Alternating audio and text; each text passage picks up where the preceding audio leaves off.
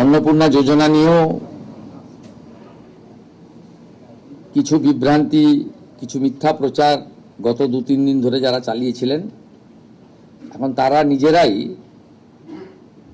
বিভিন্ন জায়গায় form fill up করার জন্য এগিয়ে এসেছেন এবং জনগণও সহযোগিতা করছে। আমরা এর আগে অফলাইনে চালু রেখেছিলাম, আজ থেকে অনলাইনেও চালু হয়ে গেছে এবং আমাদের 20 জন আধিকারিক, প্রিন্সিপাল সেক্রেটারি লেভেলের অফিসার জেলায় জেলায় গিয়ে এই কাজ মনিটরিং করছে এবং আমরা আশা করছি বুধবার খুব বড় সংখ্যায় আমরা ট্রান্সফার করব এবং সেই দিন রাজ্যের বিভিন্ন ব্লকে, এসডি অফিসে, মিউনিসিপ্যালিটিতে এই কর্মসূচি সূচনাতে আমাদের ছোট একটা ইভেন্ট হবে এবং আমরা নবান্নর সভাগৃহ থেকে রাজ্য মন্ত্রিসভার সদস্যদের উপস্থিতিতে একটা মিডিয়া ইভেন্টও করব।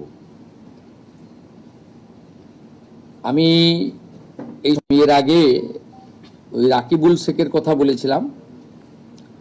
এই কেসে অনেক বড় পর্দা ফাঁস হয়েছে। বহরমপুর পিএস কেস নম্বর 843/2026, এখানে এখনো পর্যন্ত 22টা ফলস অ্যাকাউন্ট পাওয়া গেছে, যেখান থেকে মহিলারা নয়, পুরুষরা লক্ষ্মীর ভান্ডারের টাকা নিচ্ছে এবং এটা অনেক বড় সংখ্যা হবে এবং এটা আরো আমরা তদন্তের গতি পুলিশকে বাড়াতে বলেছি।